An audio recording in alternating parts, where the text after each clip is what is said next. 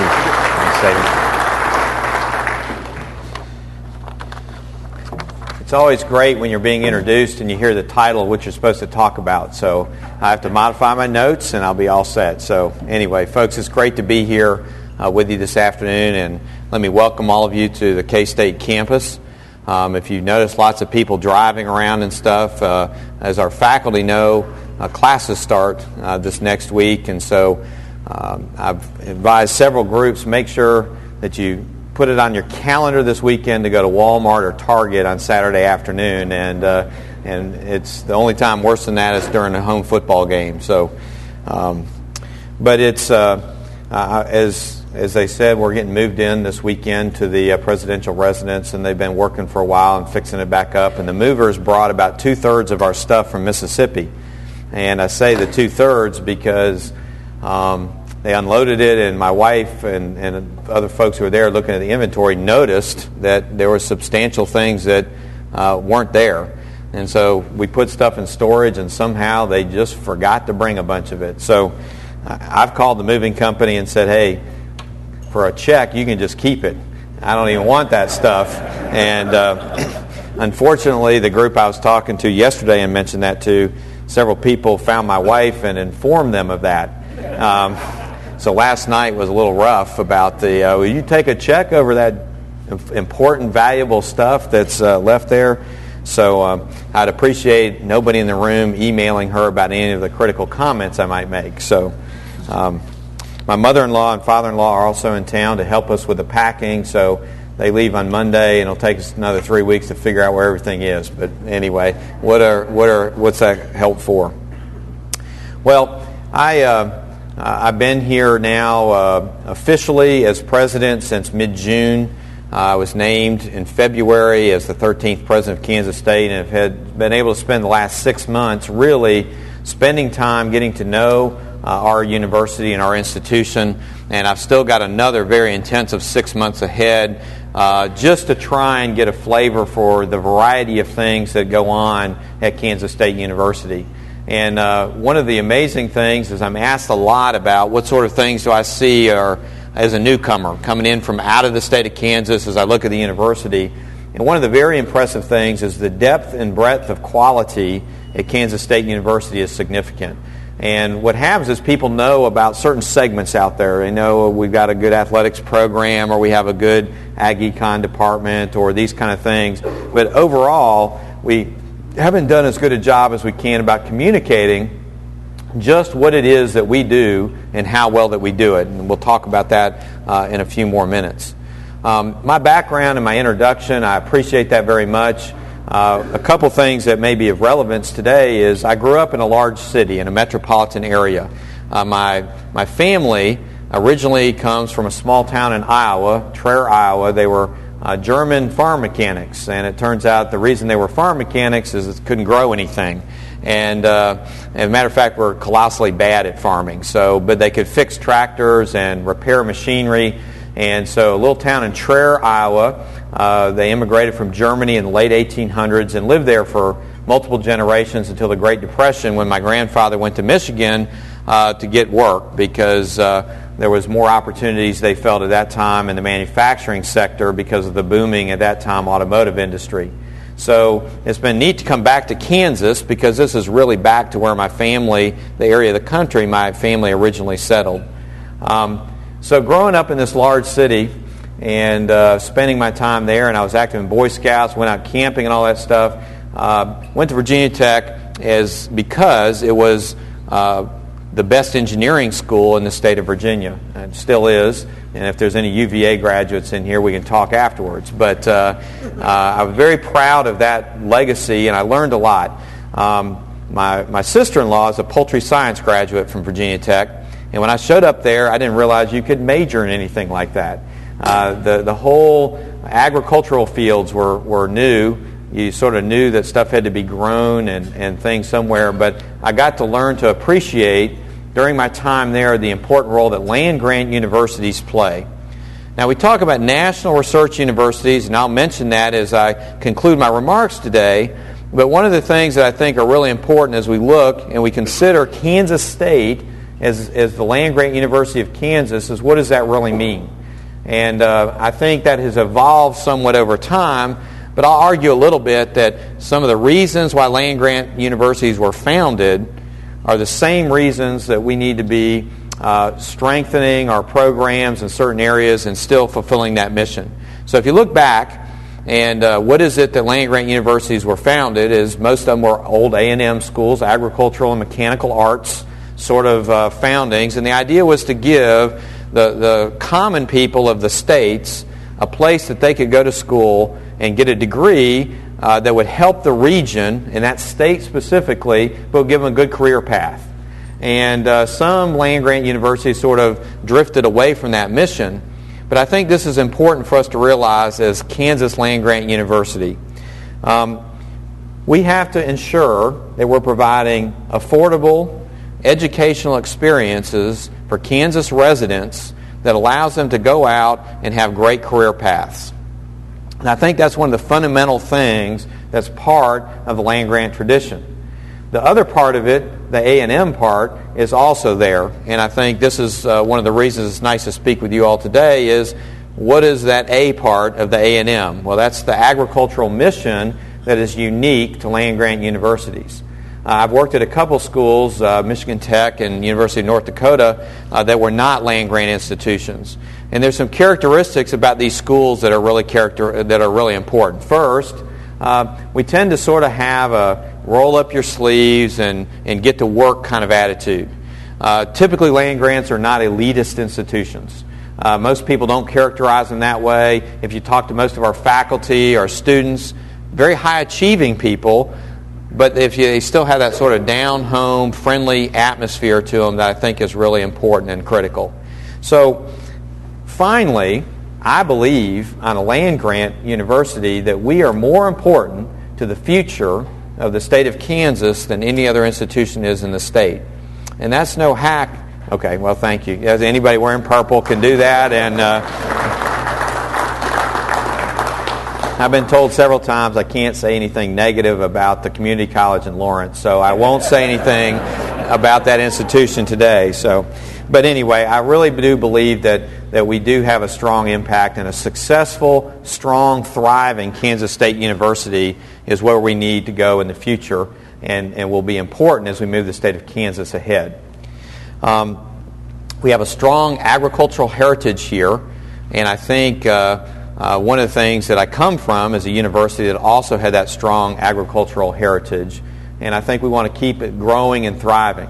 One of the things that I've learned too is there's some folks out there that will say, well, why are you focusing in something that's sort of old school? We got all this new stuff out there. Well, when we look at the progress that's made in the agricultural area over the last 30 years, to me it's just as impressive as some of the things that have been done in medicine and other areas like that. It's just a lot of people out there don't know. You go to the grocery store, you get your steak, you get your vegetables, and you just wheel it through, and you don't think anything about a lot of it. But this is an area that we'll continue to focus on as we have since our founding in 1863, and this is something that you'll continue to be proud of, is the emphasis, the strength, and the reputation of our College of Agriculture here at Kansas State. We're also had lots of other great successes at K-State. And these are the kinds of things that presidents love to talk about, is where we're nationally ranked. This last year had the largest amount of new grants and contracts in our history, about $134 million in new grants and contracts, which is the largest year ever. And not only that, it's the largest increase ever, given that this occurred during a year when a lot of universities have seen that go down. This is a testament to our faculty and our staff and our students who are out there hustling. They don't put a big pile of money somewhere and you just walk by and pick it up to do your research, as our faculty know. You're submitting proposals, you're competing against the best universities in the country, and the fact that we're growing now in a little bit of an economically distressed time, I think speaks highly to the quality of our educational experience and the quality of our faculty and our leadership team at K-State. We also continue to have some successes with our student teams. Our soil judging team won our national championship this last year for the second time, going for a three-peat. Neat thing about soil judging is this was one of the first things that when I was named president, I started to write letters to these teams that have been successful. I shot one away with some email, and I got this cool shirt. And it shows, and it's dirt colored. I know dirt is not the appropriate team. An agronomist will come up here and smack me soon. But the soil team, we're going to go for our trifecta this next year and hopefully get that third year in a row. Our crop judging team also won a championship this last year, as they have many times. Our quarter-size tractor team, and folks, the answer is I can go on and on and on. Outside of not just agriculture but other things, of student successes at K-State.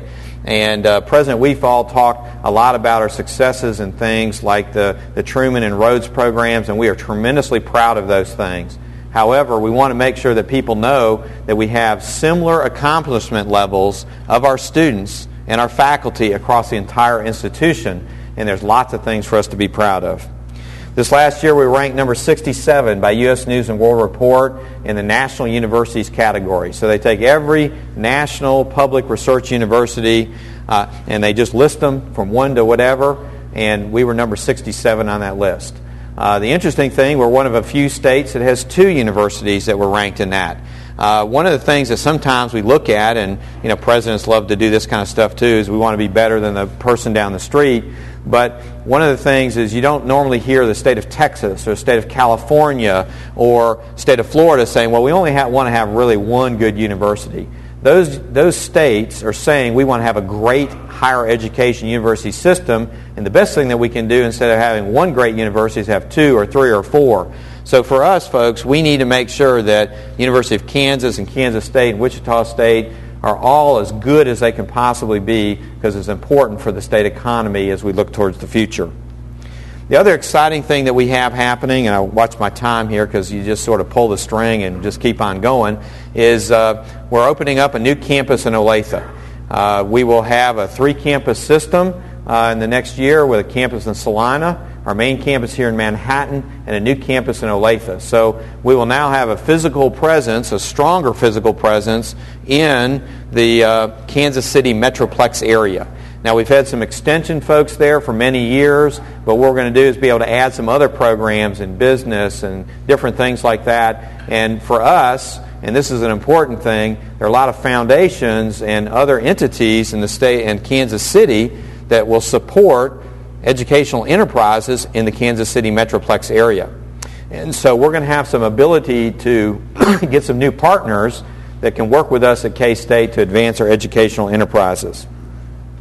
The last sort of thing I guess I'll address for just a couple quick minutes is our budget situation. And higher education across the country is really having some challenges right now. You can't read in a newspaper where tuition increases in some places are astronomical. I was reading, somebody sent me an email note that in one particular state they've raised their tuition 15% this last year and are probably having to look at that again.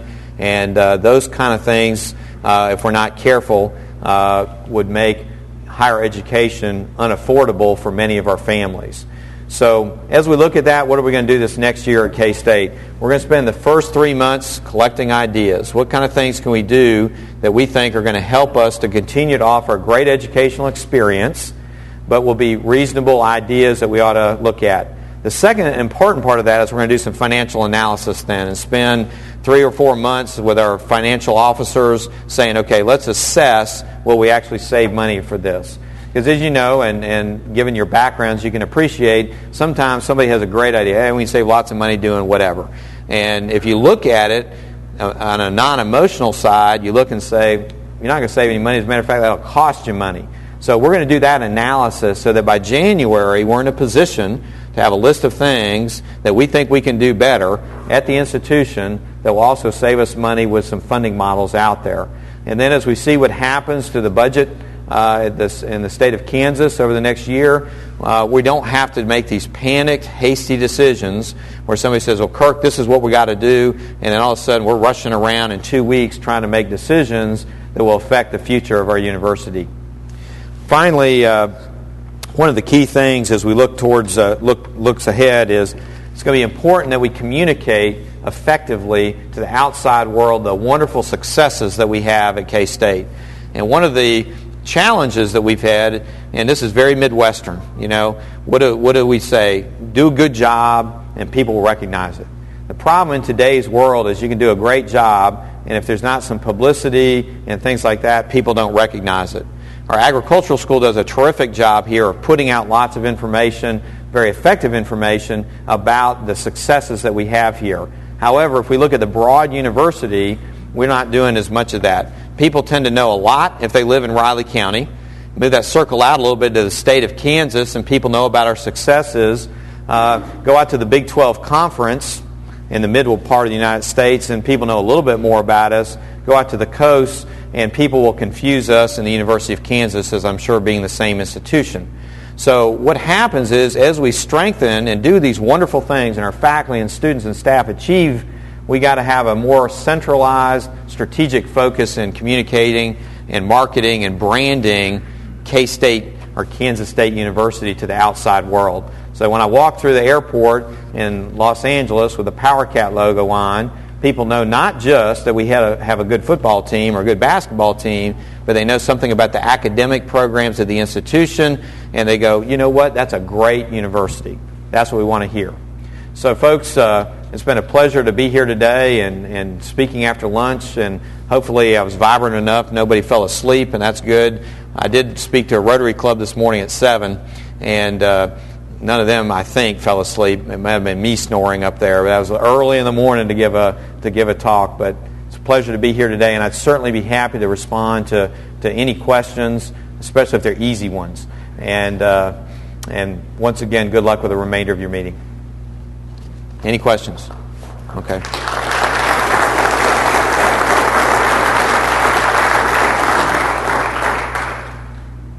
Any questions at all? Okay, we will go to a bowl. I've kept my calendar clear in December, so then when we go to that bowl game, I don't have to move any appointments around. Why don't you keep it January?